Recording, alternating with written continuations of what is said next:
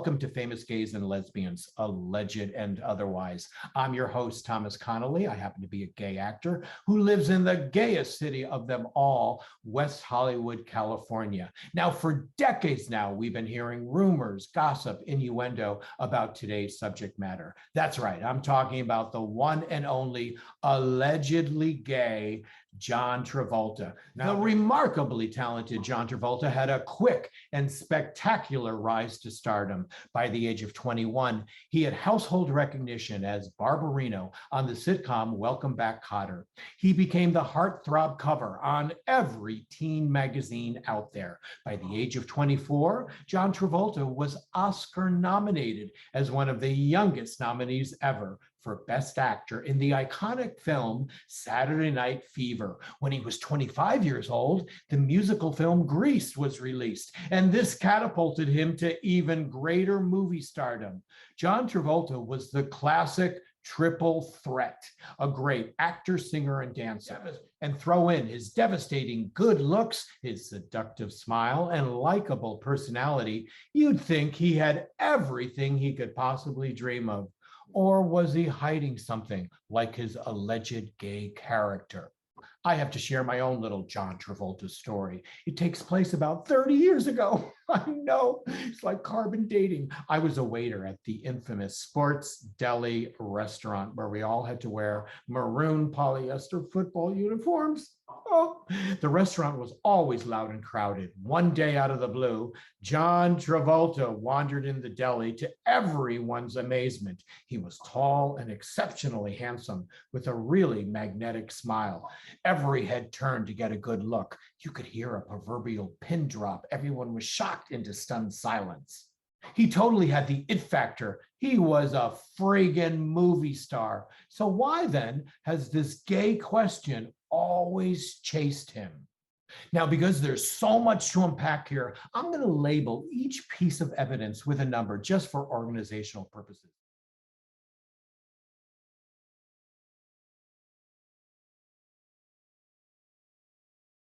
John Travolta was once quoted as saying, "You know, being called gay comes with the territory." Really? John Travolta may have a point, but other A-list actors like Clint Eastwood, George Clooney, Ryan Reynolds, Steve Carell, Bruce Willis, Sylvester Stallone, and the list goes on and on. All those men have never been the subject of a sexual assault lawsuit instigated by another man. John Travolta has had 7 such lawsuits. And these men who filed the lawsuits were not strangers. They all knew John Travolta to varying degrees. One was a stunt double, one was a driver, one was his physical therapist, several were masseuses, and one was a cruise ship employee. These lawsuits were settled out of court and dismissed. Number 2, and we keep rolling along. The second one deals with a very interesting relationship John had with a man named Douglas GOTTERBA. Now, Douglas GOTTERBA claims to have had a 5-year romantic sexual relationship with Travolta from 1981 to 1986. At the time, he was John's pilot.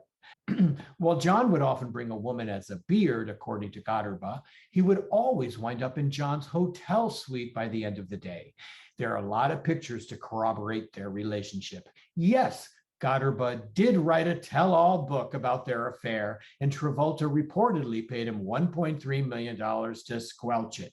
Damn, I would have loved to have read that book. And number 3, now apart from the 7 lawsuits of sexual assault hurled at John Travolta, apparently there were many men who loved to have a sexual encounter with John Travolta. According to journalist Robert Randolph in his book Memoirs, he chronicled the gay sexcapades of John Travolta, mostly from men's gyms, saunas, and workout places. John Travolta sued to have Robert Randolph's memoirs barred from publication, but he lost in court.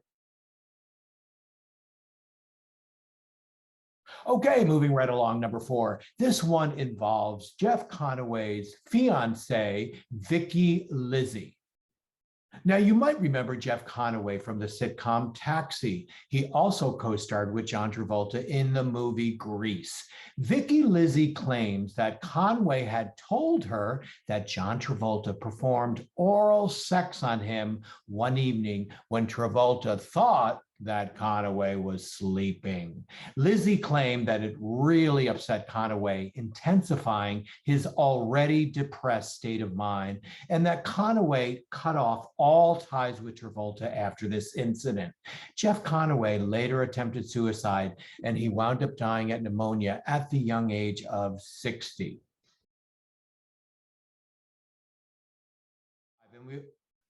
Number 5, now we all remember the great, the witty, the hysterical Carrie Fisher. Well, she certainly said a mouthful. Carrie Fisher nonchalantly referred to John Travolta as gay in an interview in 2010. When the interviewer questioned her about this, she famously said, "I thought everyone knew." Not knowing this would cause such an uproar, Carrie Fisher commented on this again in a second interview. Her actual words were, "My feeling about John has always been that he is gay and we don't care. Look, I'm sorry that he's uncomfortable with it. And that's all I can say." Well said, Carrie Fisher.